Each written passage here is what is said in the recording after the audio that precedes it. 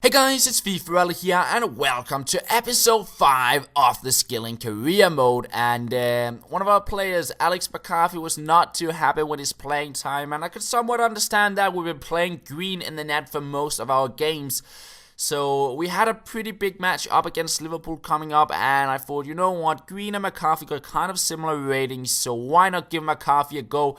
It was a pretty tough fixture, but I decided to give him a go, and I also rested Sifty and Terap, put them on the bench, because they were sort of low on fitness for this game. So we went up against Liverpool, and despite them being in 16th place, they played really well. This was probably my toughest game so far in my career as a QPR manager, and I almost went down 1-0 there, but Kadira somehow missing that shot.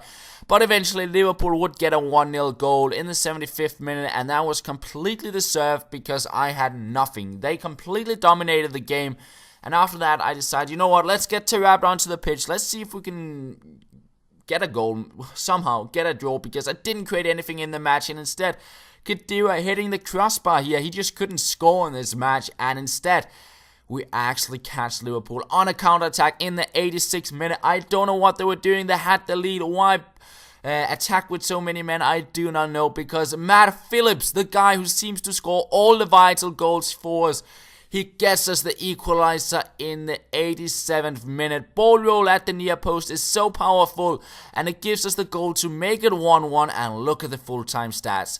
59% possession to Liverpool, 9 shots in total, 3 on target compared to my one and only shot I managed to score on. Talk about being clinical there. And I don't know how I got a draw in that match, because it was definitely a game that should have ended as a Liverpool win. But after the game, I did get an international offer from Hungary, and I decided to reject that. I was not really interested in managing them. Then I got one from Wales, and I thought, let's stall it, because, well, Bale, Ramsey, there's some interesting players, but I would like to see what other offers we could get into the future. And I also got a message from Chikawi letting me know, hey bosses, I'm ready to play. And that was some great news for me. Having him back into the starting lineup was definitely very nice. But I didn't play him the full game up against Aston Villa, because he still had the chance of making his injury worse, and I did not want that to happen. So he did get a bit of playing time up against Aston Villa, but he didn't create too much in this match, and instead it was actually Terap getting us on the score sheet, making it 1-0 there. And we got another chance here in the 49th minute. Vargas flicks it back, tries out the volley, but it is saved. And Aston Villa were pretty close as well with a header here inside the box, but it goes over the goal, and that was pretty much all for the game. And once again, I was very clinical, because my only shot on target went into the back of the net. Aston Villa had 2 shots on target, 7 in total, but they didn't really create anything that troubled me too much. So we actually got 3 more points in the league. And after that, we had a midweek match up against Leicester in the Capital One Cup, and I decided to rest a lot of my starting 11 players, play quite a few reserves players in this match, because we had a weekend match, top of the table match, which I wanted to rest a lot of my players for. So yeah, a lot of players in this lineup, which haven't gotten much playing time either. Leicester almost gets an equalizer there by hitting the crossbar, but they could not get the goal. And then Sifty with a lovely back heel to Cranshaw, but the shot is blocked off, and it goes out for a corner. And from that, a little back heel to Isla, he plays it back to Hoylett, sends it into Matt Phillips, but it's just over the goal, unfortunately. And instead, in the 83rd minute, Joey Barton, what are you doing? He clips the Leicester player in the box. They get a penalty in the 85th minute, and despite McCarthy diving to the right side, Newton is able to get the goal and make it 1-1, and we go into extra time. And that looked a little bit like a dive. It didn't seem like I hit the Leicester player, but it was so close. It was so close for them getting that 2-1 goal to send me out of the Capital One Cup. But instead, in the 117th minute, we hit Leicester on a counter-attack, and Vargas, who got substituted on in extra time, was able to get the goal. And Leicester completely missing the ball. They could have gotten a great chance, and instead we hit them on a counter-attack, because Hoylett is able to get the ball there, go alone alone with Kasper Schmeichel, beat him with the ball roll, and look at that shot. Wow. What a goal to score in the 119th minute to make it 3-1. Højlund, take a bow, son. What a beautiful backheel shot that was.